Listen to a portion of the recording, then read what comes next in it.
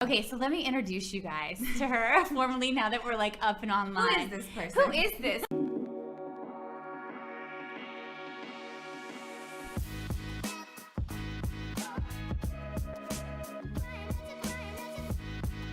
This is exactly where you need to come for credible life advice. You ask the questions, and we're going to answer them.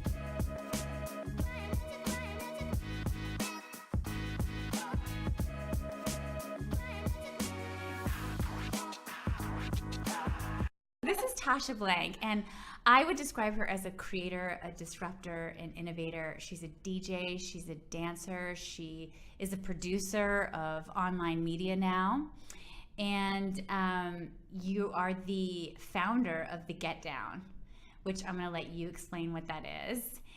You're a spiritual person, which is another reason why I wanted to have you on the show, and you're kind of a cult figure in New York. I know you laugh, but like I would think that's like such a normal way to describe you. I love it. Like I think that's because I just have such a girl crush that I was like, oh my god, like so I wanted to describe. Do you want to know how I got to you? You don't know this. I have no idea. Yes, please. This is so amazing.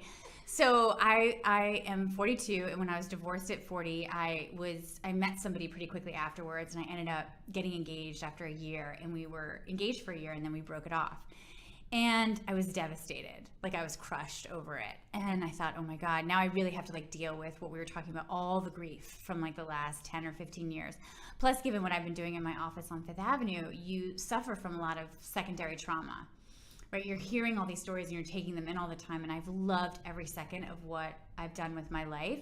But there's a lot of grief that I just was like shoving down. Mm-hmm. And so I broke up with him, and it was like 2 or 3 weeks later. I was sort of catatonic for the first couple of weeks. And a friend of mine said, what do you want to do? And I was like, this is so strange. I want to dance.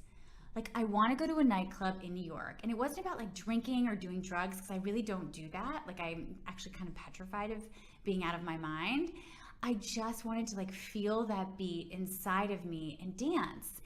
And I was laughing though. I'm like, I'm not like, I have 3 kids at home. I'm not gonna go to a club till 3 a.m. Like I gotta work the next day. And where did you even go to dance at my age if you're not like in the club scene? Like what am I gonna wear? Like something like really tight? Like I just couldn't wrap my head around it. Yeah. It had been so long. Yeah. And he said, I have something perfect for you. And he said, I know. Are you getting emotional? I'm getting kind of emotional. And so I was like, what is this? And he sent me the email list for the Get Down. And he said, it starts at 7 o'clock. It's in the meat packing. You'll be out of there by 10. So then they open the club for everybody else who wants to party really late. And you can go have dinner and go to bed by midnight. And it's lots of people who are, sorry, my audio guys got the... there's tons of people there who are, for lack of a better word, yogis and like dancers, like real dancers, and people are going to have their shoes off, and it's going to feel like this really loving environment, but the music's going to be just unbelievable and will take you on this journey. Like you're not going to feel out of place. And I walked into, I guess it was at Clio that night, and we have footage of it. We have footage of me on that dance floor. I had the best time. And it was such, what you do with the Get Down is you create an environment where everybody has to be respectful of one another. Mm-hmm. You know, you set that boundary right away. I mean, even on the website, it's like, we are here to feel love and to respect everybody's boundaries and just to dance, and everybody's going to have a really good time. And I think that helps because like obviously nothing good happens after midnight. And so it's like, it's an early crowd. Right, and so not everyone's out of their mind. And it's a totally different vibe than I'd ever experienced in a nightclub before. Yeah. And so that's how I got to you. So when I started doing more of the podcast and becoming more public, you've stayed in my mind all the time. And then I'm working with Teachable, and your course came across my desk, probably because I'm on your email list. Mm-hmm. And I watched this beautiful video of you kind of taking people not just on the journey through music, but on a course through consciousness and conscious creation, which I'm going to have you talk more about. And so that's how you're here. Then I emailed you and said, "Will you be on my show and meet me?" I was like, yeah, sounds great. You sound like such a fan. Oh, Yeah. wow. I know. So I want you to go back to the place in the story, because this will get us to the Get Down and how Yeah. you started the Get Down, which is Yeah, huge yeah. now. Yeah. It's huge. How did you get from Gallatin to the Get Down? So, oh man, it's always like, which version of the I story do know. I tell, and I'll try to make it quick. But I graduated and I was in a really dark place. I had I'd come from a history of eating disorders. I just had this crazy health crisis. I was getting myself back together and had changed my life a lot. But I really hit this rock bottom when I was 19 and had a health crisis, and everything had to change. And so by the time I graduated, I'd already been to Burning Man, done psychedelics, like discovered electronic music and discovered dancing and fallen in love with it. But again, it was a similar thing to DJing, where I loved it so much, it never occurred to me that my career could have anything to do with it. Yeah. And so I was on the path to being a health coach. I was interested in healing and holistic healing. And it became clear through a series of events that like punched me in the face. Ultimately, it's like the universe could not have been clearer. What is Joseph Campbell? I think it's Joseph Campbell says the phone's ringing. You Yes. just didn't want to pick it up. Yes. Yeah. So So the phone was ringing. Yeah, and I you finally picked it up. Finally answered. Universe could not have been more obvious. Thank you, universe. Yeah. And I ended up going to a Five Rhythms class. And Five Rhythms is a beautiful movement meditation practice that was developed by a woman named Gabrielle Roth, who I'm so privileged to have been able to study with her. She's really a true spiritual teacher and innovator. And that dance floor became my laboratory for exploring my body and my dance and what else was possible. And it became clear that I needed to make my life about this. And you know, I waitressed, I nannied, I did some health coaching. Did you stay in New York doing this? Yeah. Yeah. And then I started with the only thing I knew how to do. I got the opportunity to throw a dance when Brooklyn Bowl was first opening in Brooklyn. Yeah. They were like, do you want to do a dance party here at 10 a.m. before we open on a Saturday? Oh my God. And right. Like, how many people are going to come in? And get this, it was in December, and the first one happened in the middle of a snowstorm. Of course. So it was 10 a.m., December, middle of a snowstorm. 10 people came, like between 5 and 10 people. We danced for 2 hours. And then, you know, it was this slow unfolding where I asked them, I was like, could we maybe do this at 4 p.m. when you guys are open? And people started coming, and it gained a little bit of momentum, and I stuck with it, and then presented it to Yoga Works yoga studio, which had just opened in Soho, and it was just like very one step at a time. See, people need to hear this because they just see the Get Down and the huge explosive thing it is now. Yes. And they didn't realize that you started DJing in front of 5 people. And I wasn't even DJing then. I was bringing in other DJs. Yeah. I was too afraid to DJ myself. Oh, you were too afraid to DJ then. It took me a long time to say, like, I'm going to do this. Yeah. So you were pulling the events together. Yeah, and they were called Get Your Dance On. It's called Get Your Dance On. It happened, and it was sober, it was barefoot, it was in a yoga studio. It was like, we had kombucha and chocolate, and this was 6, 7, 8 years ago, before that was a normal thing. Yeah. No, but people, I think what you're saying here is important, because just in the last, I mean, I've been a psychotherapist for, God, now 15 years. And it's just been in the last few years. Obviously, we knew people could get a major in dance, right? Or in dance therapy or movement therapy. I guess that's what they would call movement therapy. But nobody really realizes that, like, dance is making a huge comeback. And I think as people are evolving and they're waking up and they're expanding their consciousness, there's a few places where we can touch bliss. Yes. Where we can touch these moments of ecstasy in our lives that don't have to deal with medication. Yes. And one of them is on a dance floor. Absolutely. And that there's something very ancient and primal inside of us that when we hear a beat going, and this is going to sound like so obvious to so many people who do dance or who go out and party and listen to music. But there's so many of us who just deaden that part of ourselves for years. And it had literally been years, besides dancing in the kitchen with my kids, that I'd actually been to a club with lights and really felt the beat and immersed myself in that energy of other people to dance. Yeah. Meditation is another one where people can feel it. In deep prayer, right? We can feel like that ecclesiastical bliss. So, and it's just this huge healing moment to feel that kind of ecstatic joy. Yeah.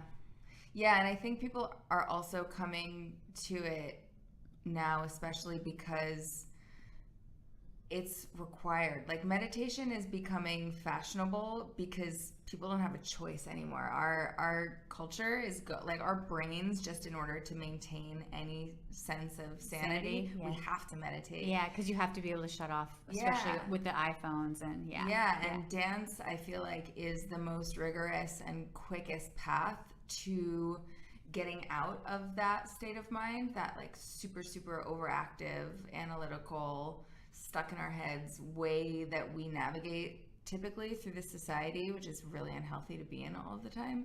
And allows us to drop into something that is more abiding and kind of gut level true on a level that thoughts aren't, you know, because everything is always changing up here. You said something brilliant before we started the show, which was, and I never put this together, but you said that this is exactly why I do this podcast, because I'm so curious. I'm like the most curious ever. And so I just love, like, I did it so I could talk to really interesting people and like pick their brain, right? And be of service. Like, I can create the platform and bring other people through who have a gift. Like, that is what I want to do. And that's my dharma. You said something that really struck me, which was all other cultures besides where don't dance. Yeah, every culture that has a connection to their indigenous roots, to where they've come from, they all still dance. The only cultures that don't dance are the ones that have lost touch with dance. We all used to. In everyday life. Yeah, in healthy society, it's an integrated part of everyday life. To have the dance ritual. Yeah, I think there are what you said before is really important, because there are so many people for whom, you know, feeling that connection to a beat is not normal. And so many people I've talked to who are like, I don't dance, or I'm not a good dancer, or I need to have a few drinks before I will dance. And that's not normal. To be disconnected from this, like, from this part of ourselves, this whole animal that we live in, that naturally it's our first mode of expression. Listening and moving, that's the first way that babies express themselves.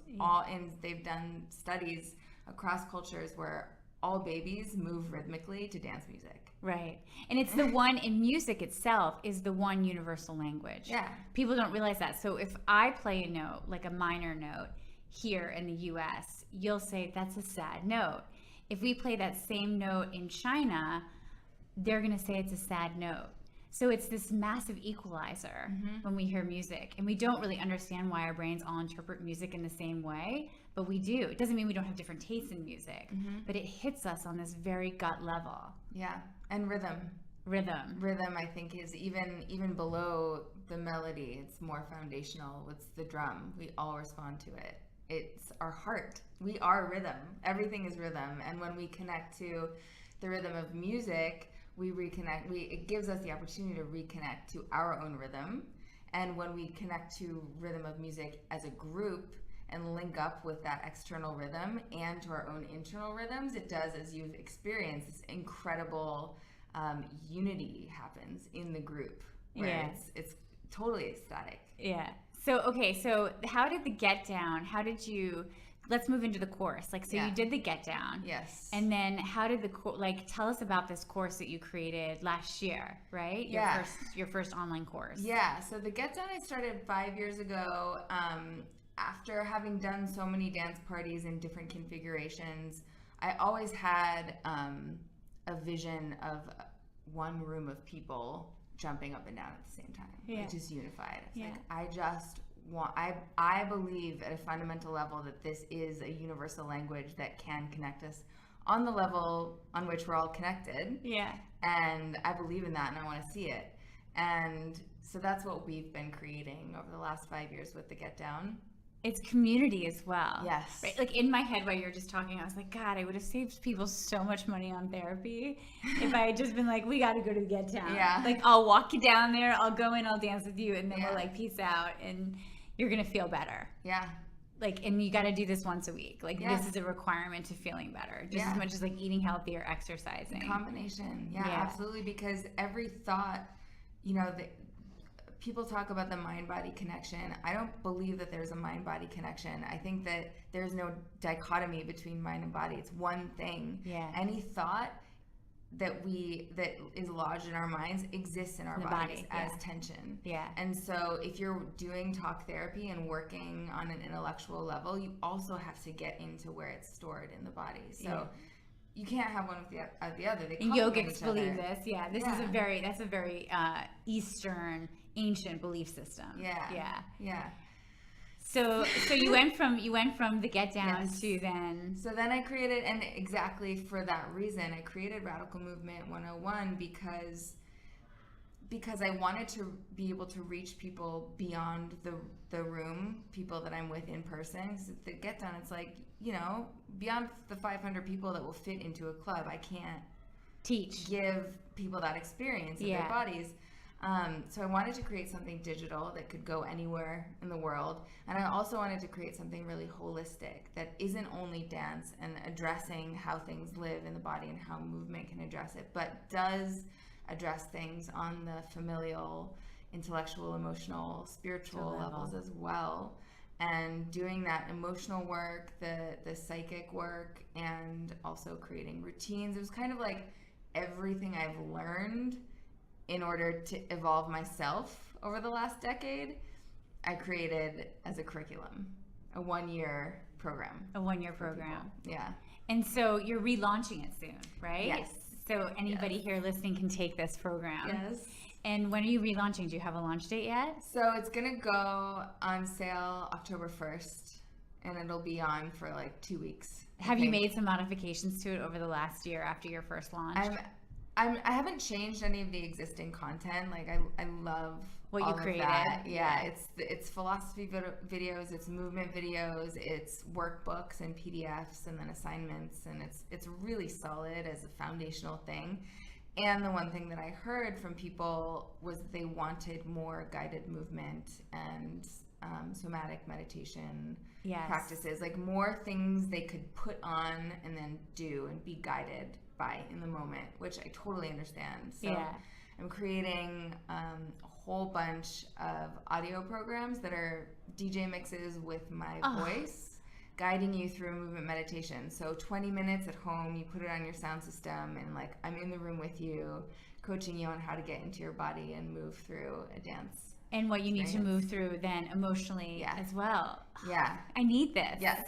And that's amazing. And also, I recorded one meditation last night that was a body scan, and it was so I love this. Wild. I totally lost myself in the recording. I opened my eyes after doing the whole body scan, and 40 minutes had gone by. Yeah, which is what happens. It's what I cannot stress this enough for everybody who's listening, is that, let me just make sure I don't feel like it went totally live. One of the things I can't stress enough is that every single person that I've interviewed on my podcast, between NFL players, I say this every time, and I'm going to say it every time again. I just interviewed Molly Bloom, who wrote Molly's Game on Sunday. I don't know if you've seen that movie. Jessica Chastain was in it. It got nominated for an Oscar this past year. Awesome. Aaron Sorkin adapted her book, her biography, her memoir into this beautiful movie. And every single person I've interviewed has absolutely said that meditation was the key to everything that they've accomplished. So I'm so happy you're creating those videos. Yeah. Let me just ask a couple fun questions. What's the biggest misconception about you? What's so funny is as my brand grows and I start to get feedback from random sources and hear things about what people are saying. I heard that I don't like women, which is really, I think, coming from a really, like, I don't think that is a large misconception, because I love women. I also, like, I date women. Yeah. So you're like, actually, I really like women. Do you date men as well? Yeah, and I used to be married to a man. Oh, okay. So, okay. No, I have no prejudices against any gender. It's so amazing that you got that criticism. Yeah. Would you consider yourself pansexual then? Do you know what? Yeah. Mm-hmm. Yeah. I have a friend. So for those of you who don't know what pansexual is, who are watching, pansexuals are really people who don't. Bisexual still sees gender. Yes. You still see, like, I'm attracted to the binary. Pansexual is really, I don't see gender. Yeah. Like, I know that you're in a female body, but I've come to this spiritual understanding or place. Not that some people are more evolved than others. I don't want to, like, put people down who don't feel this way, but they don't see the body anymore. They just see soul, really, and light and energy. And it's not necessarily attached to the binary. Well, and that's one way to look at it. The other way is that there really is a full spectrum of genders. Exactly. So so like anyone who's trans or like intersex, or anything, non-binary. Or non-binary. Yeah. Exactly. Yeah. I have a friend who is a they now, and they were talking about how, because what's the term? It's gender non-conforming or whatever the normal. That's exactly it, yeah. And they were like, I was actually just on Fox News talking about this on Thursday night. Amazing. Yeah, good for of you. all places. But even with that being said, they're picking it up. Yeah. And as much as it's not necessarily I'm the light, right? Not to give myself props, but I'm the one there sort of representing. Everyone's curious. And there's an openness to the fact that they're even willing to do a segment on it, and lots of segments on it. And it's not to bash it. There's more like a general curiosity of, like, wait, what is this? And can someone please explain it to us? Mm-hmm. And an admittance, at least in the shows that I've done, that this is happening and that this is where the direction of the world is going. Yeah. So sorry, I didn't mean to cut you off, but go ahead. Yeah, no, So you have a friend who's a they. Yes. Now.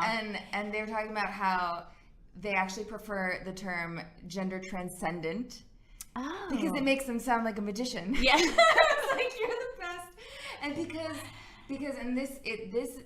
it brings it back to the dance for me, because we have all of these binaries and divisions and ideas and structures and boxes that exist in our mind about what reality is. And these things have been imprinted on our bodies, and they can imprison us in a way and limit us. And when you truly connect to the intelligence of the body through rhythm and allow it to move, actually liberate it enough so that it's moving you as opposed to you moving it, the mind moving it, it allows us to transcend those binary ideas that we've been taught that we are, and discover so much more, that we are so much more than we ever imagined. Thought we were, or told we were. Yeah. What you just said there is gold. By the way. Yeah, this is the heart of my work, and everything I'm doing with Radical Movement 101 is there is such a disconnect with the body in our culture. Right. And I feel like one of the most powerful things we can do, just like meditation, is connect deeply with the intelligence of this animal and of ourselves, because the thing that's beating our hearts, that's digesting our food, that's breathing our lungs, that's turning our food into energy, that is an incredible source of creativity and intelligence. Yeah. And imagine if that's what was organizing the rest of your life and guiding your choices and organizing your relationships, as opposed to this mind that thinks it has to figure everything out. And what you're opening up to as opposed to what you're shutting down. Yes. Yeah. Yeah. Okay, so last question before we end, because we probably should at some point, because I could talk to you forever. Totally captivating. Is what's some life advice you would give people? Right. So one of the things that we're playing with, like, the show is called Unscripted, but it's really life advice. Yeah. From totally fabulous, remarkable, interesting people, essentially. And so do you have a little bit of life advice you could give people? Yeah, I mean, I often say, if I looking back, what would I do differently? Yeah. Because like you said, people look and they see the get down and they see, you know, a personal brand and a certain level of success, and it's like, if only they could see all the steps on the way. Yeah. And there were so many years where I felt like I was failing. Yeah. And where every single event I spent 6 years throwing events that lost money. Yeah. And let's just repeat that. 6 years yeah, of throwing events that lost money. money. Because you'd have to rent out the club and get everything done. I was paying a lot of musicians and just a lot. Yeah, you don't know how to do it. And you don't know how to do it. You don't know where to cut corners. You don't know what you need. Yeah. Yeah, and it's the event business is the thing. Yeah. And every single month I wanted it to be the one that broke through and tipped and was the tipping point and made me successful. And every single time I was disappointed and I felt like a failure. And if I could go back and do anything different, the only thing I would change is that I would enjoy the process. Even when you were grinding it out. Yeah. Yeah. I would have such been a great response. I would say the same thing. I would have been kind to myself. And understood that it's like, if you're in your 20s and trying to be an entrepreneur and figure things out, it's like, you're going to be scrappy for a while. Yeah. Just get into it. Yeah. Just like enjoy it. Yeah. It's so funny. I spoke to, for a long time, my practice started, and it still does on some level. I treat really powerful men, which is super interesting. It's a super interesting dynamic, and how my practice morphed from going into that. And obviously, we know now with the Me Too movement, they were always struggling. Mm-hmm. They don't have a lot of people to talk to. They don't feel safe, but especially men who are in certain positions of power really feel like they can't turn to anybody, like nothing's sacred. There's no sacred space. And not to out anybody here, but one of the things that I've heard quite often from men that I've either interviewed or sort of known is that when they ask me, like, how's a book coming or a book contract or a publishing deal, and I'm like, oh man, it's like such a grind. And now I don't feel like it's as much of a grind. Like you and I, it seems like have both like sort of crossed some sort of threshold. But when I said that, they're like, these are going to be the days that you look back on that you're like, wow, that was really... that was awesome. Yeah. Like in that moment, even when you felt like you were failing. Yeah. So I think that's so true. It's hard to get there. I think when you're desperate and you feel like you're failing and you're broke and you have no money and you're like, do I keep going or should I get a regular corporate job with a 401k and some health insurance? Right? It's hard to live in that space for a really long time. Yeah, I mean, and I would say I actually just made a video for the relaunch of Radical Movement this morning about exactly this. The heart of the practice there and the mindset that I think is really rampant in our culture is we live in a culture of perfectionism and hypercriticism. We always see the problems in ourselves and in the people around us and zero in on what needs to be fixed instead of giving any amount of credit and appreciation to what is working. Right. And I have to work really hard to remind myself to give myself credit for everything I've done. It can be very easy to flip into, okay, well, great, I did that, and now I'm going to do something better. What can I do that's better? Yeah, achievement. And it is not healthy. Well, and I always tell when patients have asked me before, like, do you really think these dreams are going to come true? Yeah. And I always say, I do believe the dreams come true. They just might not come true on your timeline. Yeah. Right? Like there's a timeline to all of this, and we can't, being a spiritual person, we know a lot's going into this whole universal, like in the service of something greater, right? Yeah. And so the universe will make room for that, and it might not be the plan you necessarily thought was going to happen, but I think so many of these things do happen. It just doesn't generally happen as quick as we want it to. Not at all. And also, I mean, how boring would it be if it happened the way right. we thought Well, it and should? that's it. It's such an interesting thing you say that. We've done so many studies on human beings about this. Yeah. And as much as people love to go like a tarot card reader or a psychic because they want to know what's going to happen, really we don't. Yeah. If we study that any deeper, if people knew what was going to happen, they'd be quite unhappy.